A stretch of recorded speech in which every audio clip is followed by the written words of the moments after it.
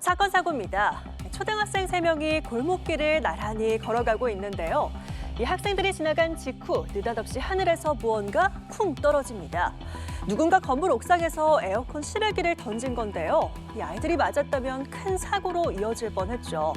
그리고 잠시 뒤 경찰에 붙잡힌 이 남성, 실수도 아니었고요. 화가 나서 던졌다는 취지로 진술했습니다. 김선홍 기자가 취재했습니다. 한적한 일요일 오후 4시 초등학생 3명이 골목을 걸어갑니다.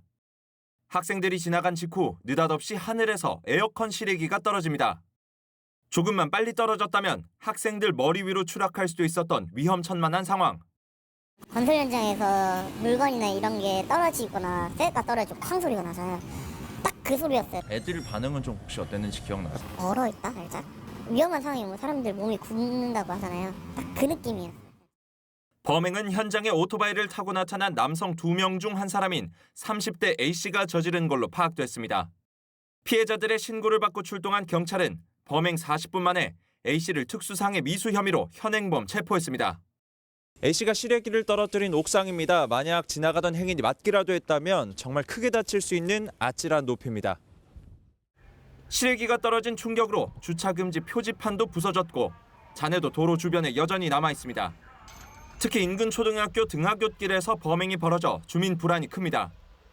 여기가 어린이 보호구역이고 바로 옆에 태권도 가장 있고 애들이 되게 많이 지나가는데 그걸 애들이 맞으면은 큰일 난다 진짜. 경찰 조사에서 A씨는 화가 나서 던졌다는 취지로 진술했는데 행인들을 겨냥해서 던졌는지는 아직 파악되지 않았습니다. 우선 경찰은 A씨에게 정신병력이 있다는 사실을 확인하고 응급 입원을 조치했는데 이후 혐의가 인정되면 A씨를 검찰에 넘길 방침입니다.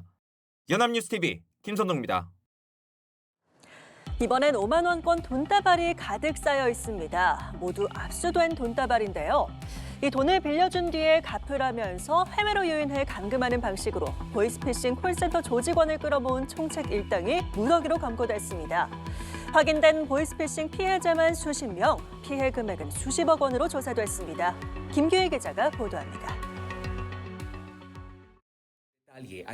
필리핀의 한 사무실에 현지 경찰이 들이닥칩니다. 책상 위에는 여러 대의 컴퓨터와 태블릿 PC, 키보드가 어지럽게 놓여 있습니다. 은행 직원을 사칭해 유리한 조건으로 대출을 해주겠다고 속여 피해자들에게 돈을 뜯어낸 보이스피싱 콜센터 조직원들입니다.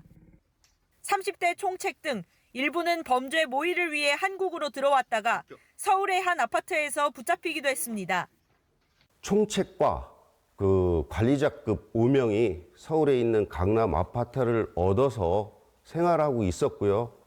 외국을 왔다 갔다 하면서 생활하고 있었는데 저희가 위치 추적이나 이런 거를 확인을 해가지고 대전 중부경찰서는 총책을 포함한 보이스피싱 콜센터 조직원 등 76명을 사기 등 혐의로 붙잡은 가운데 11명은 구속했습니다. 확인된 피해자만 62명, 피해 금액은 47억 원으로 조사됐습니다. 이들은 지난 2019년 2월부터 지난해 6월까지 중국, 필리핀 등의 보이스피싱 콜센터 사무실을 만들고 활동한 것으로 조사됐습니다. 특히 조직원을 모으기 위해 사채업자와 손잡고 고금리로 돈을 빌려준 뒤 갚으라고 협박했으며 휴대폰 유심칩 제조 업무를 하면 돈을 많이 벌 수 있다고 속여 해외로 유인했습니다. 이후 여권을 빼앗는 등 방식으로 감금한 뒤 조직원으로 활동하게 했습니다. 거기 가면은 돈을 많이 벌 수 있다. 나 근데 보이스피싱 절대 안 갈 거다. 괜히 나 살자고 누구 죽일 순 없다. 이렇게 말을 했었거든요. 근데 끝까지 아니라고 해서 간 거였어요. 경찰은 아직 붙잡지 못한 나머지 일당을 검거하기 위해 국제 공조 등을 통해 수사를 이어갈 방침입니다. 연합뉴스TV 김규희입니다.